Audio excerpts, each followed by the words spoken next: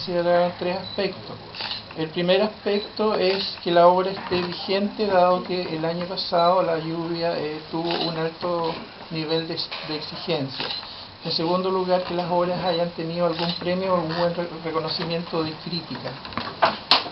Y el tercer aspecto, que la mayoría de las propuestas es teatro joven, de jóvenes dramaturgos o de compañías jóvenes con una muy buena propuesta, así que creemos que este año vamos a tener una muy buena lluvia, producto justamente de esta selección.